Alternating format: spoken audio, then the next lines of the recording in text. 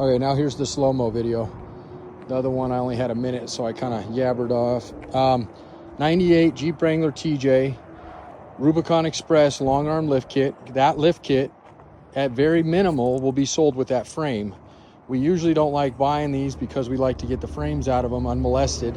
But when they do come in like this, that's the way we sell them. So if you happen to have a rusty frame, a bad frame, it's been hit, or you just want to start over on a different project and you're wanting a long arm, this would be a great way to go.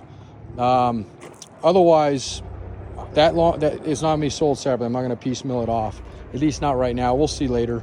The axles on it, they appear to be the Jock, I think is the brand of them. 44 front, possibly. I'm going to have that confirmed. This is kind of out of my wheelhouse.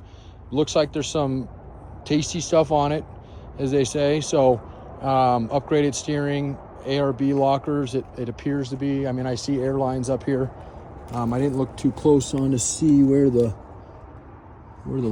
compressor is, but there's definitely, oh, here we go, right down here. So yeah, so it definitely has a front locker, and the rear is probably locked, I would assume, but we'll have to see on that. And the rear, who knows what it is. We're gonna have to get this thing on the lift.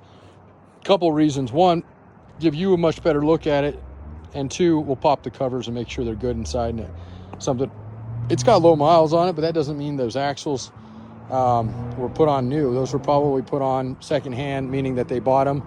The Jeep probably had some miles on it, so that's a good news, because there's usually not a lot of miles on stuff like this, but who knows how many. It's really hard to say.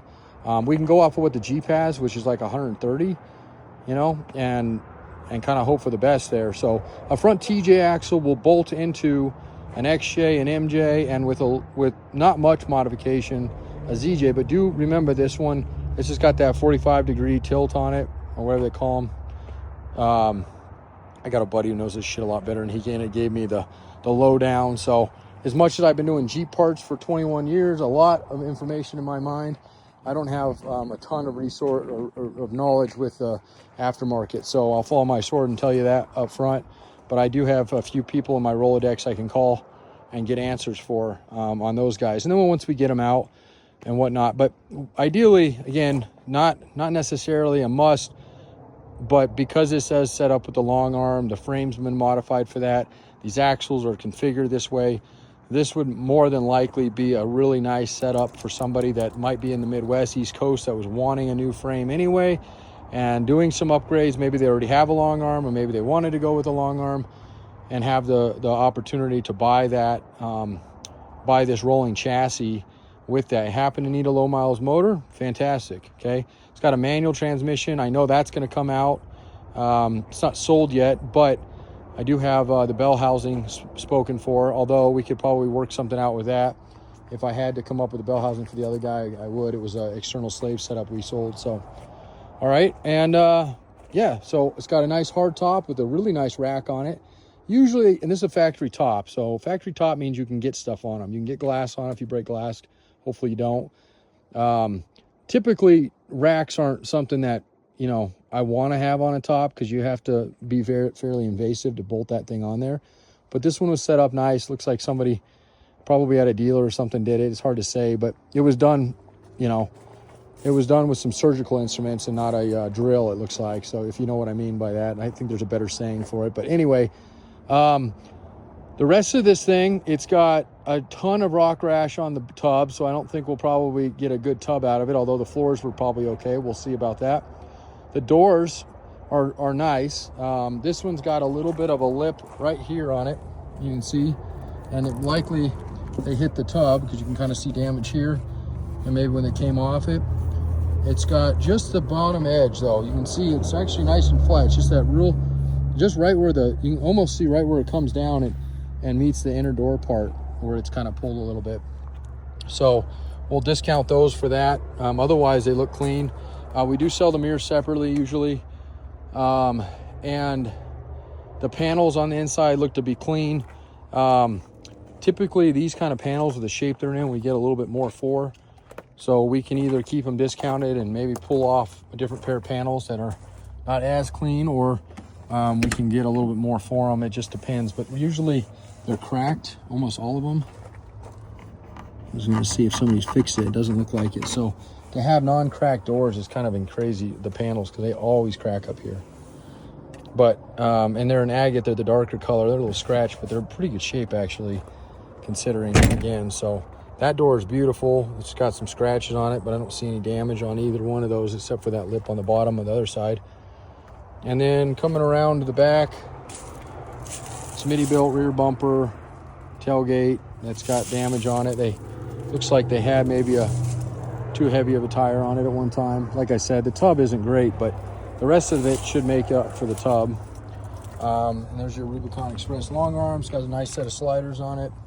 These are the slider step kind. This was hard to say. This might have been a DIY kit that they bought and then just did kind of a not very clean job welding them together. But for somebody that doesn't really care about that, because from afar it looks good. Just so what's that saying? Good from far, far from close. That's not how it goes. Anyway, I'm not very comical today, so you get what you get. I just drove back from Toronto. I had a long drive under me. Okay. Windshield frame. I know we got called on that this morning. I'll have to call them back or at least shoot you a link for that.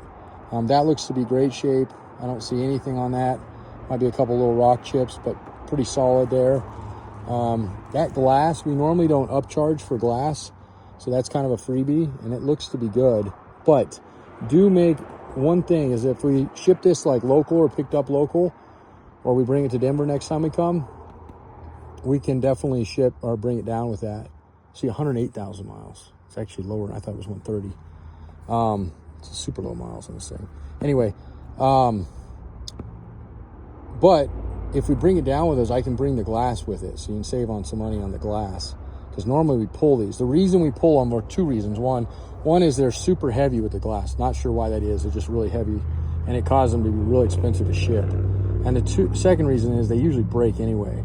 So, you know, why charge somebody more for glass that I can't ensure that you're going to get it? I know I can ensure it gets in good shape, but if I bring it down and you can wait, I'm not going to be back down at Denver for a month, but I will be in Vegas here in the next 2 weeks. So there'll be some deliveries out there that we're going to do. And if you want to meet me, if you're in California and want to drive up and meet me somewhere, we can go. And I can do tops. I'm going to have a top actually that's going to come out to Fallon with me. Okay, the hood. That was another thing they asked about. There's a dinger right there on the side of it. Overall, the hood's pretty clean. It's got, for TJ's hood being so hard to get, it's got the normal where it probably was leaned up against this and a little too hard. You can kind of see it. It's hard to see. It's right around here. There's one on each side, but it's not completely creased. And the ribbing on the inside looks good. It didn't pull off any of this. Usually if they get real bad, you can see it in here.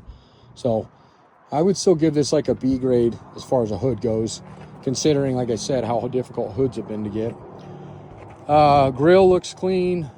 It's got the anti-rock. Again, this kind of stuff I probably will try to, probably what we'll do is pop this tub and, you know, sell the chassis, at least try to list it that way on the site. We've had really good luck with that before. You know, there's a possibility it could sell whole.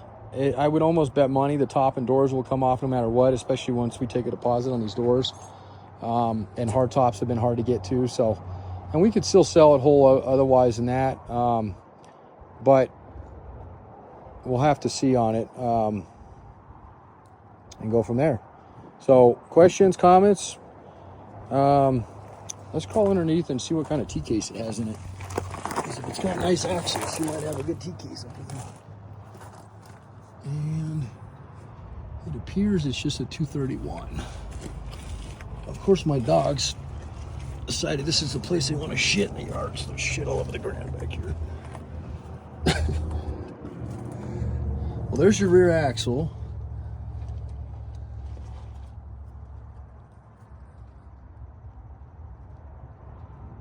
And I'll send this off to a buddy of mine. It appears somebody was either pulling something on it, because look right there. So there's a bolt missing out of that.